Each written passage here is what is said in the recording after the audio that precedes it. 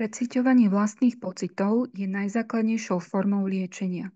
Každý z nás sa niekedy cíti mizerne, ale vždy, keď cítime niečo, v čom nie je sila, láska ani dobro, tak v skutočnosti sa nám ponúka príležitosť vyliečiť sa.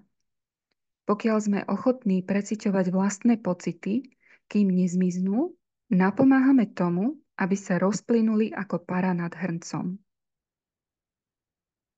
Dnes sa snaž zo všetkých síl preciťovať vlastné pocity. Prežívaj ich a dokonca ich trochu preháňaj, aby si sa nimi mohol predrať ďalej. Možno objavíš, že negatívne pocity sú v tvojom vnútri naskladané do niekoľkých vrstiev.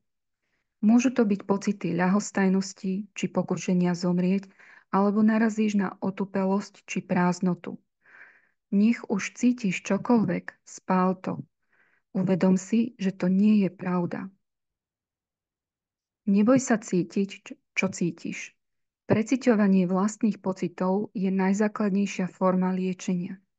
Keď sa znovu spojíš so svojimi pocitmi, naučíš sa, ako sa stať skutočným partnerom.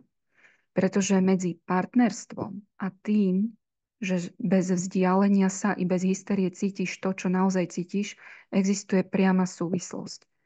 Naučíš sa, ako sa otvoriť voči prijímaniu a dozvieš sa, čo je oddanosť.